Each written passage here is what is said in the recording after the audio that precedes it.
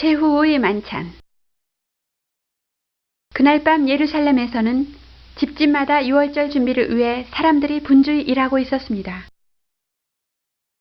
그때부터 1400년의 세월이 흐르는 동안 이들은 유월절을 잊어본 적이 없습니다. 유월절에 제물로 바치는 어린 양은 옛날 조상들이 이집트에서 겪은 일을 생각하게 하는 동시에 또 장차 예수님이 전 인류를 대신하여 죽으신다는 것을 나타내고 있었습니다. 그때 어린 양의 피가 어린이의 피를 대신했듯이 예수님은 우리를 살리기 위하여 목숨을 버리셨기 때문에 예수님을 하나님의 어린 양이라고 합니다. 주님, 오늘 밤 유월절의 음식은 어디서 준비하면 좋으시겠습니까? 예루살렘 성 안으로 들어가면 물 한 동이를 이고 가는 사람을 만날 것이다. 그 사람이 들어가는 집으로 따라 들어가거라. 베드로와 요한이 성 안으로 들어갔을 때 예수님의 말씀대로 과연 물동이를 이고 가는 사람을 만났습니다. 아, 저 사람이다. 따라가 보자. 그들은 그 사람의 뒤를 따라 어느 집으로 들어갔습니다. 그리고 주인을 불러서 자기들이 온 까닭을 말했습니다. 우리 선생님께서 제자들과 함께 유월절 음식을 잡수실 방이 어디 있느냐고 물어보라십니다. 예수님께서 보내셨습니까? 저 2층의 큰 방으로 올라가 보시지요. 준비가 되었습니다. 모든 것이 예수님의 말씀대로여서 저녁이 되자 예수님과 제자들은 그 2층 방으로 왔습니다. 모두들 식탁 앞에 앉았습니다. 그날은 목요일이었으며 예수님이 세상에서 마지막으로 보내시는 밤이었습니다. 내가 고난을 당하기 전에 너희와 이 유월절 음식을 함께 나누기를 얼마나 바랐는지 모른다. 이 유월절이 아버지의 나라에서 최후의 만찬이 되는도다. 주님이 왜 저렇게 슬픈 말씀을 하는 것일까? 바리새인들이 아무리 우리를 찾아낸다고 해도 주님은 그들을 물리칠 수 있을 텐데. 너희는 나의 모든 시험 중에 항상 나와 함께 한 자들인즉 내 아버지께서 나라를 내게 맡기신 것 같이 나도 너희에게 맡기노라. 너희로 내 나라에 있어 내 상에서 먹고 마시며 또는 보좌에 앉아 이스라엘 12지파를 다스리게 하려 하노라. 예수님은 저녁 잡수시던 자리에서 일어나 겉옷을 벗고 수건을 가져왔습니다. 그리고 대야에 물을 담아 오셔서 제자들 앞에 놓았습니다. 자, 내가 너희 발을 씻기리라. 차례대로 발을 씻기시는 주님. 주여, 주께서 왜 내 발을 씻기시나이까? 지금은 내가 하는 일을 알지 못하나 이후에는 알게 될 것이니라. 주여, 그러지 마소서. 내 발을 절대로 씻기지 못하시나이다. 내가 너를 씻기지 아니한다면 네가 나와 상관이 없느니라. 오 주여, 내 발뿐 아니라 손과 머리도 씻겨 주옵소서. 이미 목욕한 자는 발밖에 씻을 필요가 없느니라. 온몸이 깨끗하니라. 너희가 깨끗하나 다는 아니니라. 예수님께서는 이미 가롯 유다가 자기를 팔 사람인 것을 아셨습니다. 깨끗하지 않은 한 사람이 자기인 것을 아는 유다는 순간 가슴이 뜨끔했습니다. 제자들이 발을 다 씻기신 후 예수님은 옷을 입으시고 다시 앉아 제자들에게 말씀하셨습니다. 내가 너희에게 행한 것을 너희가 아느냐? 너희가 나를 선생이라 또는 주라고 하니 너희 말이 옳도다. 내가 그러하다. 내가 주 또는 선생이 되어 너희 발을 씻겼으니 너희도 서로 발을 씻기는 것이 옳으니라. 내가 너희에게 행한 것 같이 너희도 행하게 하려 본을 보였노라. 그리고 나서 예수님은 뜻밖의 말씀을 하셨습니다. 지금 이렇게 식사를 하고 있는 너희 12사람 가운데 한 사람이 나를 배반할 것이다. 제자들은 서로 얼굴을 마주 보았습니다. 더할 수 없이 슬펐습니다. 주님, 그게 누굽니까? 내가 빵을 적셔서 줄 사람이 바로 그 사람이다. 말씀하신 다음 예수님은 빵을 꿀물에 적시셨습니다. 제자들은 저마다 가슴을 두근거리며 예수님을 지켜보고 있었습니다. 누굴까? 정말 두렵구나. 예수님께서는 빵 조각을 유다에게 주셨습니다. 주여, 왜 이 빵을 제게? 내 자신이 아는도다. 나를 배반하는 자는 화를 받을 것이다. 그는 차라리 이 세상에 태어나지 않았더라면 좋을 뻔했다.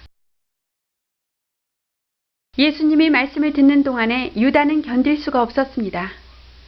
주님은 알고 계신다. 오늘 밤에 제사장에게 넘겨야겠다.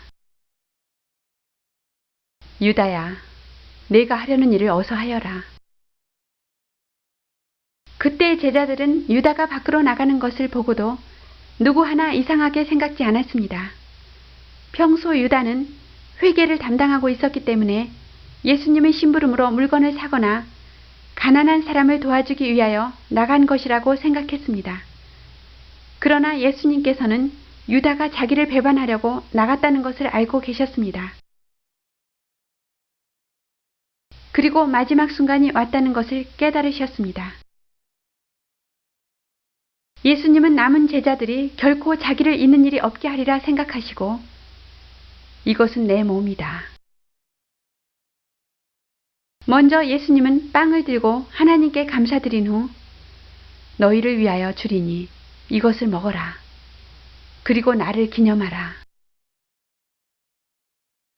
다음에는 포도주 잔을 드시고 역시 하나님께 감사드린 다음 이 잔을 받아 차례로 마셔라. 이 잔은 내가 너희를 위하여 흘리는 내 피로 세우는 새 계약이니라. 너희가 이 떡을 먹으며 이 잔을 마실 때마다 나를 기억하며 만인에게 증인이 되리라. 그날 밤에 예수님이 세우신 마지막 만찬을 지켜 교회에서는 성찬식 때 떡을 먹고 포도주를 마시며 예수님이 우리들을 위하여 몸과 피를 바치신 일을 기념하는 것입니다.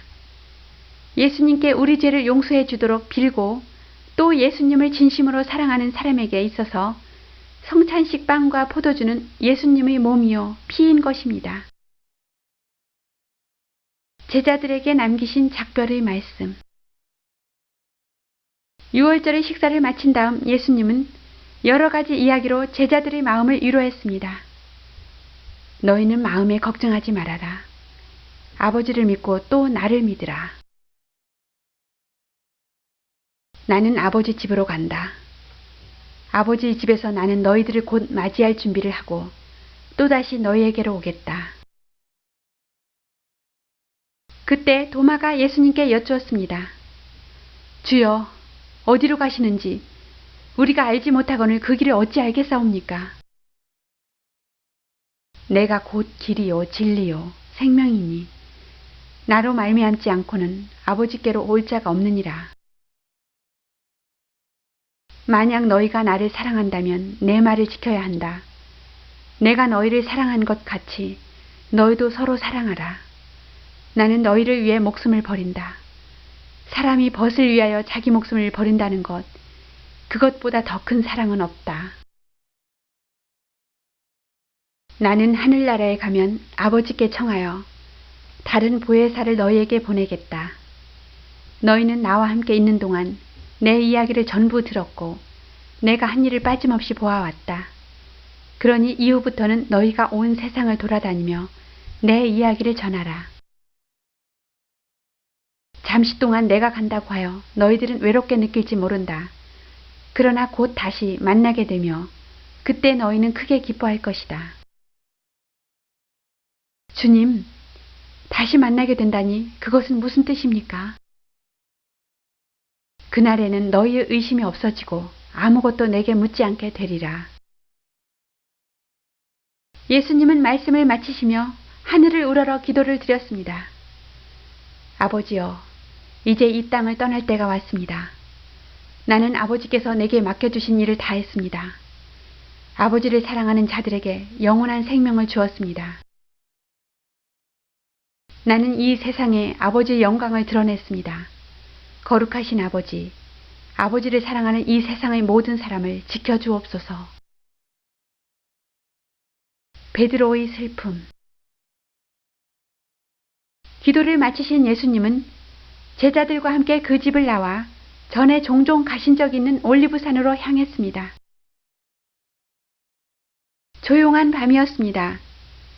예수님은 걸어가시며 오늘 밤 너희가 다 나를 버릴 것이다. 그러나 내가 다시 살아난 후에 너희보다 먼저 갈릴리로 가리라. 그런 일은 있을 수 없습니다. 주님을 위해서라면 물불을 가리지 않을 터인데 주님을 버리다니요? 비록 모든 사람이 주님을 버린다고 해도 저는 절대로 주님을 떠나지 않겠습니다. 베드로야, 내가 분명히 말하노라. 오늘 밤 닭이 2번 울기 전에 너는 3번이나 나를 모른다고 할 것이다. 베드로는 힘차게 고개를 저으며 슬픈 목소리로 부르짖었습니다. 주님과 함께 죽는 한이 있어도 주님을 모른다고는 하지 않겠습니다. 그렇습니다. 겟세마네 동산에서. 올리브산에는 예수님께서 사랑하는 제자들을 데리고 자주 가신 겟세마네 동산이 있었습니다. 이 마지막 밤에도 주님은 그곳으로 올라가셨습니다. 내가 저 위에서 기도할 동안 너희는 여기서 기다리고 있거라. 그리고 예수님은 베드로와 야고보와 요한을 불러 함께 동산으로 들어가셨습니다. 너희는 나를 따르라. 그리고 세 사람을 향하여 지금 내 마음은 죽도록 괴롭다. 너희는 여기 머물러 나와 함께 깨어 있거라. 그리고 예수님은 조금 떨어진 곳으로 가셔서 땅에 엎드려 아버지 하나님께 아버지여, 아버지께서 원하신다면 될 수 있는 일이오니 이 괴로움의 잔을 거두어 주소서. 그러나 제 뜻대로 마시옵고 아버지의 뜻대로 하옵소서. 기도드리시는 동안 예수님의 이마에서는 핏방울 같은 땀방울이 흘러내렸습니다. 얼마가 지나 예수님은 몸을 일으켜 제자들 곁으로 오셨습니다. 그러나 제자들은 잠이 들어 있었습니다. 너희는 나와 함께 1시간도 깨어 있을 수 없단 말이냐? 부끄럽습니다, 주님. 간밤에도 잠을 자지 못했습니다, 주님. 유혹에 빠지지 않도록 깨어서 기도하여라. 마음은 원이로되 육신이 약하도다. 예수님은 다시 그 자리로 돌아가셔서 큰 소리로 아버지여, 제가 이 괴로움을 겪지 않을 수 없는 것이라면 아버지의 뜻대로 하옵소서. 그리고 다시 돌아오시니 또 제자들은 잠이 들어 있었고 3번째 기도를 드린 후 돌아왔을 때도 마찬가지였습니다. 아, 주님, 죄송합니다. 주님과 함께 기도를 드리지 못하고 졸아서. 이제 때가 왔도다. 예수님은 자기가 이토록 괴로워하는 동안 제자들도 함께 지켜보며 자기를 위해 기도드려 주기를 바라셨습니다. 아, 어떻게 이렇게 무심할 수가 있담. 일어나서 가자. 나를 배신할 자가 가까이 와 있다.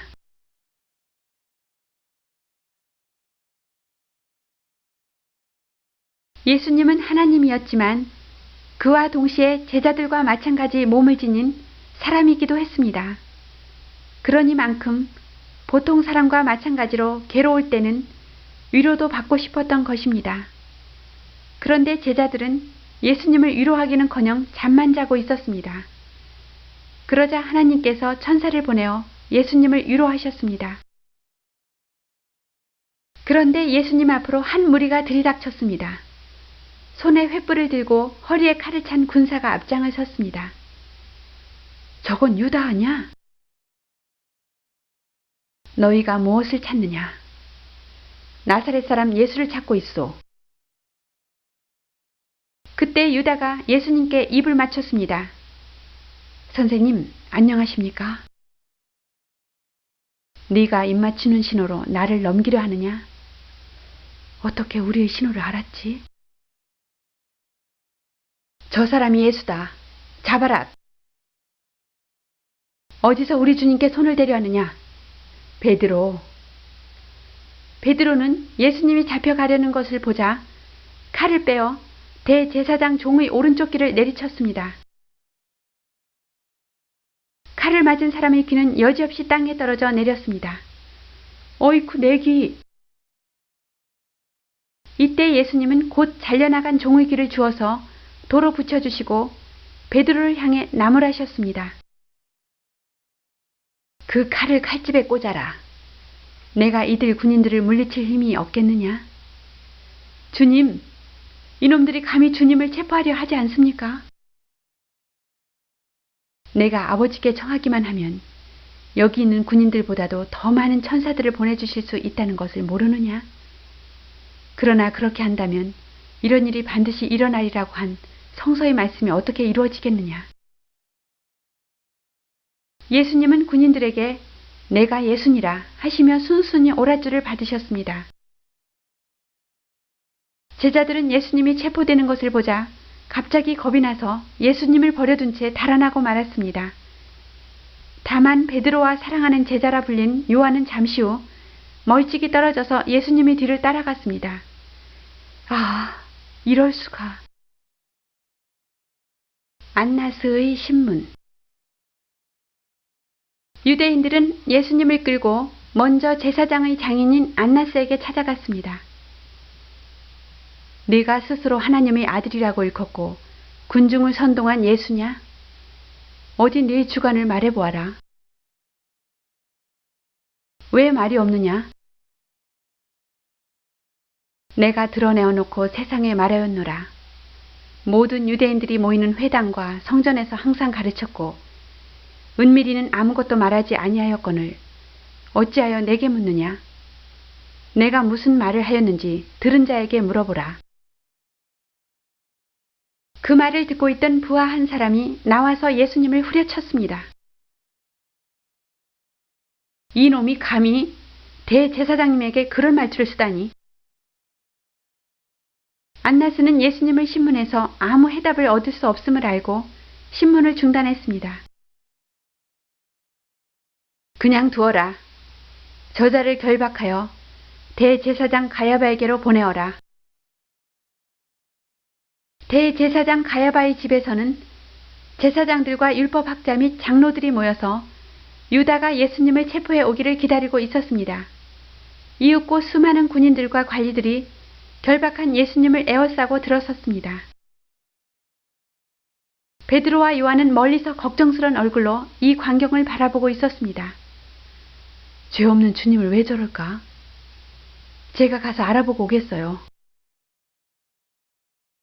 요한은 가야바와 아는 사이였기 때문에 예수님이 집 안으로 끌려 들어가자 자기도 넣어달라고 하며 따라 들어갔습니다. 베드로는 그 집 종들과 함께 바깥들에서 불을 쬐고 있었습니다. 그때 그 집의 계집종 하나가 베드로 곁으로 다가와서 당신도 저분의 제자입니까? 아니, 그렇지 않다. 그날 밤은 유난히 추워서 밖에는 하인들이 모닥불을 피워놓고 있었습니다. 그런데 베드로 곁에서 불을 쬐던 사람들이 베드로의 얼굴을 보며 당신도 저분의 제자가 아닙니까? 아니요. 저는 그 사람이 제자가 아니요. 그런지 1시간 가까이 지났을 때 베드로에게 귀를 잘렸던 사나의 친척이 당신은 틀림없이 겟세마네 동산에서 저분과 함께 있었지요? 나는 저 사람을 전혀 알지 못하오. 베드로는 마침내 3번이나 예수님을 모른다고 말했습니다. 그런데 그때 바로 새벽닭이 울었습니다. 예수님은 고개를 돌려 베드로를 보셨습니다. 베드로는 예수님과 눈이 마주쳤을 때 가슴이 철렁 내려앉았습니다. 닭이 2번 울기 전에 3번 예수님을 모른다고 할 것이라던 주님의 말씀이 머리에 떠오르자 그곳에 더 있을 수가 없어서 베드로는 울면서 밖으로 뛰어나오고 말았습니다. 베드로의 가슴은 뉘우치는 마음으로 가득 찼습니다. 베드로는 자기를 돌아보시던 예수님의 눈길을 잊을 수 없었습니다. 그는 땅을 치며 울었습니다. 아, 죽음까지도 두렵지 않다고 큰 소리 쳤는데 내가 왜 그런 말을 했을까? 대제사장 앞에 서신 예수님. 새벽녘에 예수님은 가야바에게로 끌려갔습니다. 그곳에 모인 지도자들은 무슨 꼬투리라도 잡으려고 숱한 질문을 퍼부었습니다. 너희 죄에 대해서 증인은 많다.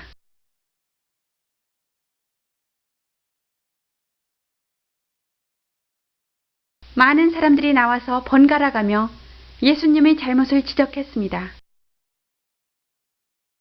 이 사람이 하나님의 성전을 헐고 사흘 안에 지을 수 있다고 하는 것을 내가 들었습니다. 감히 자기가 하나님의 아들이며 이 세상의 왕이라고 했소. 그러나 그들은 제멋대로 다른 말들만 했을 뿐 2사람 이상이 같은 증언을 하는 사람은 없었습니다. 이 사람들이 하는 말에 대해 당신은 아무런 할 말이 없소? 예수님은 누가 무슨 말을 하건 그냥 묵묵히 듣고만 계셨습니다. 당신이 하나님의 아들 그리스도라면 살아계시는 하나님께 맹세하고 우리에게 대답해 주시오. 마침내 주님께서 말씀하셨습니다. 그렇다. 나는 하나님의 아들 그리스도다. 그러나 한마디 말해둘 것이 있다. 너희는 장차 내가 하나님의 오른편에 앉아 있는 것과 하늘의 구름을 타고 오는 것을 볼 것이다. 여러분, 방금 하는 말을 들었습니까? 이 사나이는 자기를 하나님의 아들이라 했습니다. 이 이상 무슨 증언이 더 필요할까요? 처형하시오. 하나님을 모욕했다. 자기를 하나님의 아들이라고? 웃기지 마라. 모세의 율법대로 죽이시오. 흥분한 사람들은 예수님 얼굴에 침을 뱉거나 얼굴에 수건을 씌우고 주먹으로 치면서 네가 그리스도라고? 아무도 예수님을 하나님의 아들로 인정하지 않았습니다. 죽어. 확실히 모세의 율법에는 하나님을 모독하는 자는 죽임을 당해야 한다고 적혀 있습니다. 네가 예언자라면 방금 누가 때렸는지 맞춰봐. 그러는 동안에 벌써 동력 하늘이 밝아오며 날이 새기 시작했습니다. 이들은 예수님을 본디오 빌라도의 관저로 끌고 가기 위해 밖으로 나왔습니다. 가자. 그 군중 속에는 군인들을 겟세마네 동산으로 안내하여 예수님을 사로잡게 한 배신자 유다도 있었습니다. 유다는 대제사장 집에서 예수님이 고문당하시는 것을 보며 자기가 한 짓의 끔찍함을 깨닫게 되었습니다. 그는 예수님이 그 어떤 사람보다도 훌륭한 분인 것을 잘 알았기 때문에 가슴이 찢어지는 듯한 뉘우침으로 떨고 있었습니다. 아침 일찍 대제사장 일행은 예수님을 빌라도 관저로 끌고 갔습니다. 이렇게 일찍부터 무슨 일인가 하고 빌라도는 밖으로 나왔습니다. 이 사람을 왜 여기로 데려왔나? 이 자가 아무 죄도 없다면 당신에게 끌고 올 리가 있겠습니까? 이 자는 황제에게 세금을 바칠 필요가 없다느니 자기는 구세주 그리스도 또는 왕이라 말해서 백성들을 선동하는 나쁜 놈입니다. 빌라도는 예수님을 취조하기 시작했습니다. 네가 정녕 유대인의 왕인가? 나의 왕국은 이 세상의 것이 아니다. 만일 나의 나라가 이 세상의 것이라면 나를 따르는 자들이 내가 잡히지 않도록 싸웠을 것이다. 그러면 너는 왕이구나. 내 말대로 나는 왕이다. 나는 모든 사람에게 진리를 알려주기 위해 세상에 태어났다. 진리를 사랑하는 사람은 내 말을 귀담아 듣는다. 진리라, 그게 뭔가? 빌라도는 그 대답을 들을 필요를 느끼지 않으며 대제사장과 장로들에게 당신들이 이 사람을 내게 재판해 달라고 데리고 왔지만 내가 얘기해 본 결과 이 사람에게서 아무런 죄목도 찾지 못하였소. 사형에 처해야만 할 나쁜 짓은 하지 않았군요. 아닙니다, 각하. 아니요, 이 사나이는 옳지 못한 일을 가르쳐 갈릴리 지방을 비롯해서 여러 나라 사람들 사이에 소동을 일으킨 사람입니다. 처형해 주십시오. 그대는 저들이 하는 말을 인정하는가?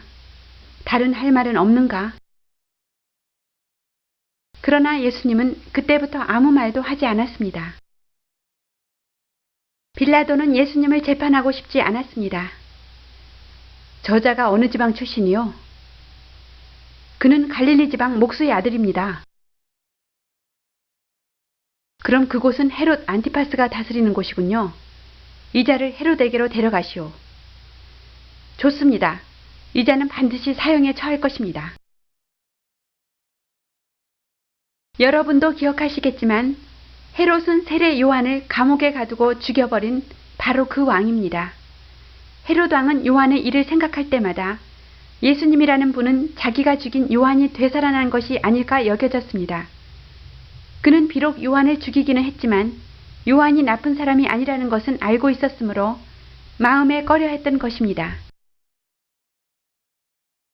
예수님이 끌려오자 헤롯은 이상한 호기심이 생겼습니다. 과연 예수라는 자가 죽은 요한과 관계가 있는지 알아보고 싶었습니다. 어서 그 예수라는 자를 이리 데려오너라. 예수님이 끌려오자 헤롯은 예수님이 행하시는 기적이 먼저 보고 싶었습니다. 네가 여러 가지 기적을 행하였다지? 여기서 다시 한번 기적을 행하여 보라. 그러나 예수님께서는 그의 요구를 침묵으로 거절하셨습니다. 헤롯도 예수님을 사형에 처할 만한 점을 발견할 수 없다고 하면서 빌라도에게 돌려보냈습니다. 저자를 사형에 처해 주십시오. 침묵만으로 죽일 수는 없다. 하지만 헤롯은 예수님을 처형하고 싶지는 않지만 자기를 무시하는 듯 말을 하지 않는데 슬그머니 보복해주고 싶어졌습니다. 그가 자칭 왕이라니 빛나는 왕복을 입혀주어라. 헤롯은 또 여러 가지 희롱하는 말투로 예수님께서 기적을 보여주지 않은 데 대한 분풀이로 망신을 주려 했습니다. 화려한 옷을 입히고 보니 외양은 왕 같기도 하구나. 벙어리 왕인가? 킬킬, 하하하. 기적을 일으켜봐. 예수님께서는 이 모든 일들이 이루어지기를 기다리시며 침묵하셨습니다. 할 수 없이 헤롯은 부하에게 나는 저자의 죄를 발견하지 못했으니 다시 총독 빌라도께 데려가거라. 장로들도 지쳐서 화가 머리끝까지 났습니다. 그들은 빌라도에게 가서 예수를 사형에 처해 주시오. 죽여라. 사형 선고. 너희들이 왕 헤롯도 그의 죄 없음을 말하였고 나도 그 증거를 찾지 못했거늘 어찌 죽이라 하오. 그는 우리의 율법을 어긴 자입니다. 살려둬선 안 됩니다. 빌라도는 헤롯도 그냥 돌려보낸 사람을 자기가 죽이는 것은 안 될 일이라고 생각하고 있는데 빌라도의 아내도 일부러 사람을 남편에게 보내어 간청했습니다. 제발 그 죄 없는 사람을 처형하는 일에 개입하지 마세요. 저는 지난밤 그 사람의 일로 꿈자리가 몹시 사나웠답니다. 하지만 저들이 성화를 무시할 수도 없고. 망설이던 빌라도는 한 가지 좋은 계책을 생각해내고 유대인들에게 말했습니다. 나는 총독의 권한으로 명절 때마다 죄수 한 명씩을 석방한다. 이 유대인의 왕을 용서하면 어떻겠소? 감옥에는 살인 강도인 흉악범 바라바가 있는데 그 자를 석방할 수는 없지 않겠나? 차라리 바라바를 석방하시오. 예수를 죽이시오. 그를 용서하느니 차라리 바라바를 용서하시오. 예수를 죽여야 합니다. 정말 완고한 자들이로군. 그러면 이 자칭 왕이라는 자는 어떻게 하면 좋겠소? 십자가요. 십자가에 못 박으시오. 이따위 놈은 죽이고 바라바를 놓아주시오. 당신들이 그토록 처형을 요구하는 것은 무슨 연유요? 나는 그를 죽일 만한 죄를 찾지 못했으니 따라서 석방하겠소. 빌라도는 소란을 피우는 그들의 요구를 무시하고 명령하여 그를 데려다가 채찍으로 쳐라. 빌라도의 명령을 받은 병사들은 예수님의 등이 찢어져 피가 흐를 때까지 채찍질했습니다. 예수님의 등에서는 살점이 떨어져 나가고 피가 낭자히 흘러내렸습니다. 병사들은 예수님이 스스로 왕이라고 했으니까 왕처럼 꾸미자고 해서 큰 가시가 돋친 나뭇가지를 꺾어와서 둥근 태를 만들어 왕관이라고 하면서 예수님의 머리에 씌웠습니다. 그만해라. 그 정도로 맞은 모습을 보면 유대인들도 마음이 좀 풀리겠지. 네. 화려한 자색 망토에 과시관으로 왕을 꾸민 예수님을 그들은 한껏 희롱하며 또 가시관을 쓴 머리를 때리며 침을 뱉고 온갖 행패를 다 부렸습니다. 유대왕이여 평안할지어다. 그만하고 가자. 빌라도는 처참한 모습을 한 예수님을 데리고 다시 군중 앞에 나왔습니다. 자, 이 사람을 보시오. 나는 이 자를 채찍질하였으니 석방하겠소. 그토록 피로 얼룩진 예수님을 보고도 유대인들은 더욱 거세게 외쳤습니다. 채찍질만으로는 안 돼요. 그를 십자가에 못 박으시오. 죽이시오. 빌라도는 유대인 지도자들의 비위를 상하게 할 수는 없다고 생각하며 그렇다면 당신들이 알아서 처리하시오. 나로선 저자의 죄를 찾지 못했소. 우리에겐 율법이 있고 자기를 하나님의 아들이라 주장하는 자는 마땅히 사형에 처해야 하오. 그것이 우리들의 율법이요. 빌라도는 망설였습니다. 만약 저자가 진짜 하나님의 아들이라면 어쩌나. 빌라도는 다시 예수님을 취조실로 불러서 너는 어디서 왔는가? 이 말에 예수님은 한마디의 대꾸도 하지 않았습니다. 왜 내게 대답을 하지 않느냐? 내게는 너를 십자가에 못 박을 권한도 있고 석방할 권한도 있는 줄을 모르는가? 하나님께서 명령하시지 않으면 너는 내게 아무런 권한도 없을 것이다. 빌라도는 예수님에게서 어떤 힘을 느꼈습니다. 그러나 현실은 그에게 조금도 틈을 주지 않았습니다. 왜 머뭇거리시오? 총독이여, 어서 그 자를 처형하시오.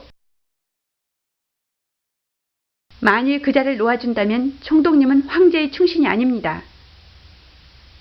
황제 위에 자기를 왕이라고 하는 자는 가이사를 반역하는 행위 아닙니까? 빌라도는 이젠 자기 힘으로는 어떻게 할 도리가 없음을 깨달았습니다. 저 예수를 놓아주면 유대 장로들이 나를 황제에게 고소하리라. 그러나 자기는 이 문제에 대한 책임을 여기서 씻어버린다는 뜻으로 대중 앞에서 손을 씻었습니다. 난 이 착한 사람을 죽이는 일에 책임이 없소. 책임은 모두 당신들에게 있소. 예, 좋습니다. 그 사람의 죽음에 대한 책임은 우리가 지겠소. 마침내 빌라도는 살인자 바라바를 놓아주고 예수님을 넘겨주었습니다. 예수를 십자가형에 처하노라. 빌라도의 명령이 떨어지자 군인들은 예수님을 사령부 뜰로 끌고 갔습니다. 군중들은 미친 듯 함성을 질렀습니다. 가시지요, 왕이시여. 가롯 유다의 자살. 유다는 예수님이 그토록 채찍에 맞으며 고난을 당하시고도 사형이 확정된 것을 지켜보다가 내가 죄 없는 주님의 피를 팔았구나. 이게 무슨 짓이람. 아, 어쩌다. 유다는 제사장들로부터 예수님을 넘겨준 대가로 받은 은전을 움켜쥐고 그들에게로 돌아왔습니다. 이 은전을 돌려드리겠소. 저는 아무 죄도 없는 분을 배신했습니다. 주님은 나쁜 짓을 한 적이 없어요. 그런 일은 우리가 알 바 아니야. 네가 스스로 처리해. 유다는 은전을 내동댕이 치고 밖으로 뛰쳐나왔습니다. 이 더러운 돈을 돌려주마. 저 무엄한 놈이? 유다는 이제 무슨 말로도 예수님을 살릴 수 없다는 것을 깨닫고 나뭇가지에 목을 매달아 죽었습니다. 대제사장들은 은전을 주워 들고 이걸 어떻게 할까?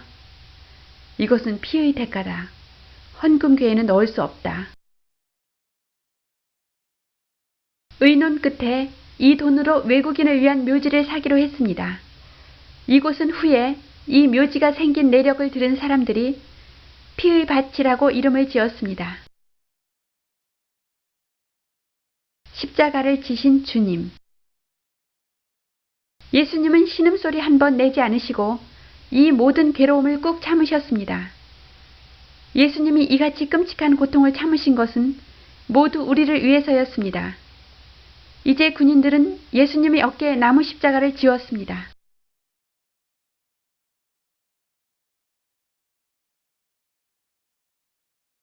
예루살렘 거리를 나와 조금 걸어가면 갈보리의 언덕이라 불려지는 낮은 언덕이 있습니다. 거기는 죄인들이 십자가에 달려 처형되는 곳이었습니다. 군인들은 예수님을 그곳으로 끌고 갔습니다. 채찍을 맞아 살이 벌겋게 저민 주님의 등에 십자가가 파고드는 듯 했습니다.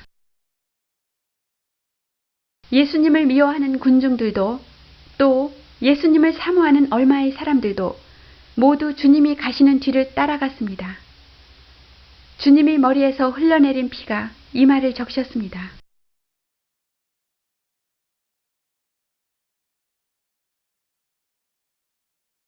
아무리 하나님의 아들인 예수님이라 할지라도 아직은 우리와 똑같은 몸을 지니신 주님께서 어떻게 그 고통을 견디셨을까요? 우리를 위해서였습니다. 그토록 잘 참으시던 주님께서 예루살렘 거리를 벗어났을 때, 예수님이 휘청하시며 쓰러지셨습니다. 주님은 그만 십자가 밑에 깔려버렸습니다. 오 주님. 이런, 이제는 너무 지쳐있군. 이러다간 십자가에 달리기도 전에 죽어버리겠다. 마침 그때 구레네의 시몬이라는 힘이 세어 보이는 청년이 예루살렘 시내로 들어오고 있었습니다. 이봐, 자네가 이 사람의 십자가를 대신 지고 가야겠네. 예, 그렇게 하지요. 예수님을 따르던 사람들은 비로소 이 소문을 듣게 되었습니다. 밤사이에 이루어진 이 엄청난 사건은 삽시간에 불이 번져나가듯 퍼져나갔습니다. 일어나. 평소에 예수님의 말씀을 듣고 그 가르침대로 살려고 생각하던 여자들도 조금 전에 예수님이 걸어가신 슬픔의 길을 따라 조바심에 떨면서 갈보리로 달려갔습니다. 오, 주님이 무거운 십자가를 지고 몇 번이나. 예수님의 어머니 마리아도 이 사람들 속에 끼어 있었으며 예수님이 병을 고쳐주신 적이 있는 막달라 마리아도 있었습니다. 오, 내 아들아. 십자가에 못 박히심. 갈보리산 언덕에서는 예수님을 십자가에 못 박아 죽이기 위한 준비가 군인들의 손으로 착착 진행되어 갔습니다.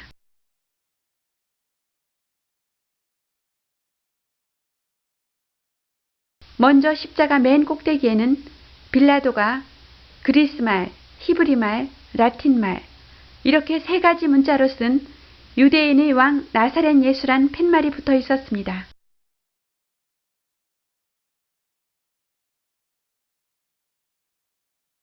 그리고 예수님을 십자가 위에 눕혀 두 손과 두 발에 굵고 긴 못을 쾅쾅 박아버렸습니다. 예수님의 손과 발에서는 우리를 위하여 남김없이 피를 쏟으셨으며 그 몸에서는 한 방울의 물도 남김없이 쏟아내셨습니다.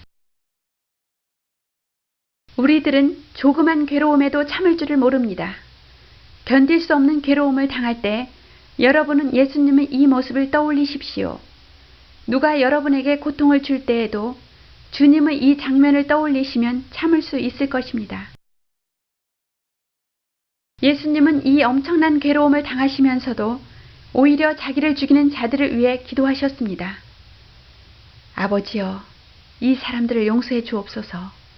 이 사람들은 자기들이 하고 있는 일을 모르고 있나이다. 자기 자신을 위해서나 빌어라. 자, 우리는 저자의 옷이나 나누어 갖자고. 좋지. 그 당시 로마에서는 십자가의 처형이 가장 큰 극형이었다고 합니다. 십자가형은 4명이 한조가 되어 작업을 하였는데 이 작업에 참여한 병사들은 죄수의 옷을 부수입으로 나누어 가질 수 있도록 로마법은 정해놓았답니다. 저희가 내 옷을 제비 뽑나이다 라고 한 성경 말씀이 이루어졌습니다. 십자가 둘레에는 예수님을 따르는 많은 사람들이 모여들었습니다. 여자들도 많이 있었습니다. 예수님이 누구보다도 사랑하신 두 사람, 즉 예수님의 어머니 마리아와 제자인 요한은 십자가에 매달리듯이 서 있었습니다. 주님, 으아, 도저히 못 볼 일이로다. 살려줘. 견딜 수 없는 아픔을 참으시면서 주님은 두 사람의 모습을 발견하시고 요한은 당신 아들입니다. 요한아, 내 어머니를 내 어머니라 생각하고 소중히 모셔라. 예, 주님. 으흐흐. 예수님을 따르는 사람들이 이토록 탄식하며 슬퍼하고 있는데도 대제사장과 장로들은 여전히 예수님을 조롱하며 비웃고 좋아라 하고 있었습니다. 이봐, 자기를 살리고 십자가에서 내려와 보시지. 남은 살릴 수 있어도 자기는 살릴 수 없나? 십자가에서 내려와 보라. 그러면 믿어주마. 힝. 그래도 이스라엘이 왕이냐? 비열한 놈들. 예수님 옆에 달려있던 살인 강도까지 비웃으며 너는 그리스도가 아니냐? 너도 살고 우리도 살려보시지. 흥. 그러나 다른 죄수는 그를 꾸짖으며 너는 얼마 후 죽어서 하나님 앞에 서야 하는데 그런 말이 잘도 나오는군. 하나님이 두렵지도 않느냐? 우리야 벌을 받아 마땅하지만 저분이야 무슨 잘못이 있단 말이냐? 예수님께서 하늘나라에 들어가실 때 저를 꼭 기억해 주십시오. 오늘 너는 나와 함께 낙원에 들어가게 될 것이다. 쳇, 어떻게 믿어? 낮 12시쯤 되자 하나님께서는 온 땅에서 빛을 거두시고 어둠으로 덮어버리셨습니다. 하늘이 왜 이렇게 컴컴하지? 지금은 대낮인데 비가 오려나? 그때부터 예수님이 가장 고통을 당하고 계시는 3시간 동안 계속해서 이 땅 전체가 어둠 속에 묻혀 있었습니다. 예수님이 이 땅에 오신 이후 예수님의 생활은 오직 하나님을 사랑하며 하나님을 섬기는 일이었습니다. 그 예수님께 이때까지 인간이 저지른 온갖 죄, 그리고 앞으로도 계속해서 인간이 범할 것임에 틀림없을 별의별 죄, 그리고 여러분의 죄도, 나의 죄도, 온 세계의 과거와 미래의 모든 죄를 마치 예수님 자신이 지은 것처럼 그 죄 때문에 모든 인류에게 내린 벌을 예수님 혼자서 도맡아야만 하셨던 것입니다. 오후 3시쯤 되자 예수님은 괴로워 몸부림을 치시면서 나의 하나님이여, 나의 하나님이여, 어찌하여 나를 버리시나이까? 처절하게 부르짖는 예수님의 목소리가 캄캄한 대지 위에 메아리 쳤습니다. 하나님께서 얼굴을 돌리셨기 때문에 해도 그 빛을 잃고 땅도 깊은 어두움에 묻혀버렸던 것입니다. 우리는 결코 이 순간을 잊어서는 안 됩니다. 우리 모든 생활 가운데 이 숭고한 사랑을 표대로 삼읍시다. 사람들은 예수님이 외치는 소리를 듣고 저 사람이 엘리야를 부르는가 보다. 무슨 말일까? 신경 쓰지 말자고. 곧 죽을 텐데.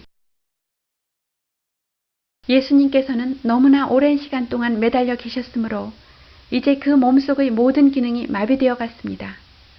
숨을 거두시기 전 예수님은 가느다란 목소리로 목이 마르다. 알았소. 곁에 있던 한 사람이 해면에 포도주를 적셔 막대기에 꽂아서 예수님 입에 갖다 대었습니다. 이제 마지막 때가 다가왔습니다.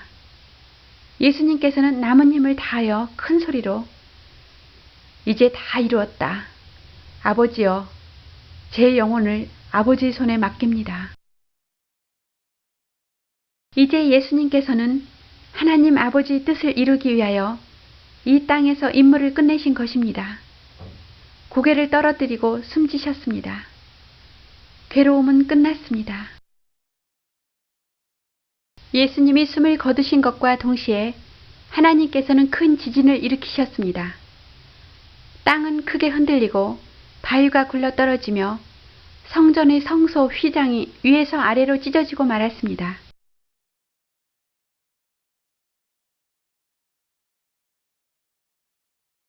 성전의 제일 안쪽은 지성소라고 해서 1년에 한 번씩 대제사장만이 들어가도록 허락된 장소인데 그때까지 일반 사람들은 아무도 그곳을 본 적이 없었습니다. 아, 불길한 징조로다. 로마군 대장은 지금까지 일어난 기이한 일들을 보았기 때문에 부들부들 떨었습니다. 과연 이분은 하나님의 아들이었구나. 이 일은 하나님께서 예정하신 일이었습니다. 먼 옛날부터 예언자들은 이 일을 가리켜 이렇게 예언했습니다. 그가 찔림은 우리 허물 때문이요. 그가 상함은 우리의 죄악 때문이다. 그가 징계를 받음으로 우리가 평화를 누리고 그가 채찍에 맞음으로 우리가 나음을 입었다. 우리들도 슬픈 일, 괴로운 일, 또 옳지 못한 짓을 했을 때 이 모두를 예수님께 말씀드리고 들어주시기를 부탁드립시다.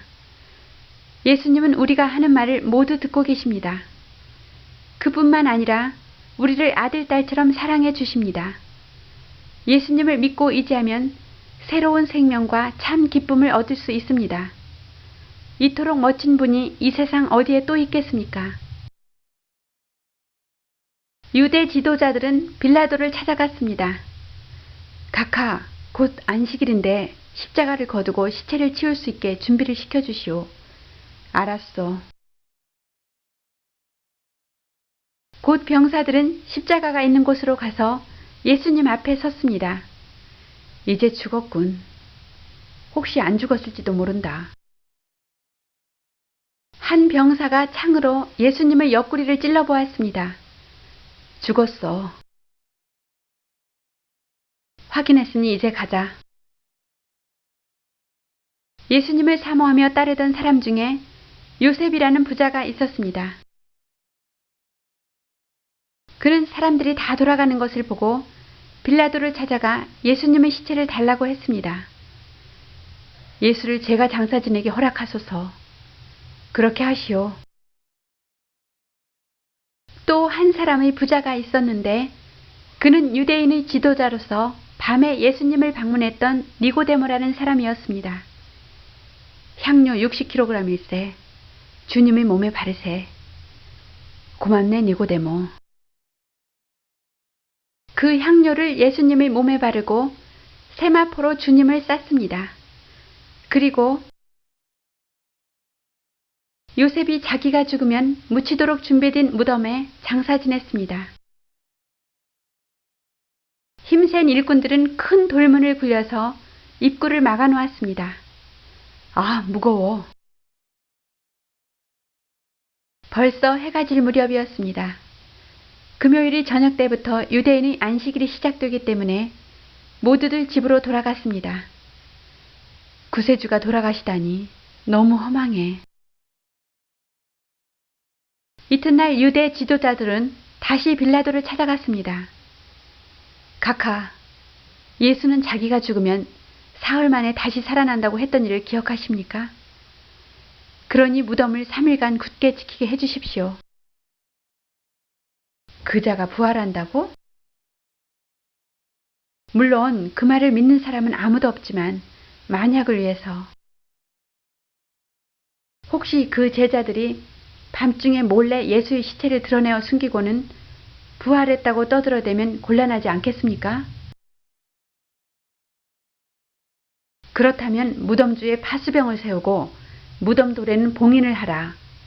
소홀한 점이 없도록 단단히 지키도록 하라. 빌라도의 명령을 받은 군인들은 곧 예수의 무덤 돌에는 봉인을 하고 파수병들은 무덤을 에워싸고 파수를 서게 되었습니다. 안식일에 해당하는 토요일, 예수님의 제자들과 갈릴리에서 따라온 여자들은 어떤 집 다락에 모여 금요일이 가슴 아픈 예수님의 최후를 회상하면서 슬픈 얘기를 나누고 있었습니다.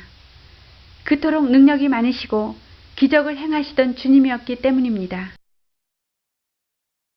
예수님의 친구들은 슬픔으로 가슴이 메어지는 듯 했습니다.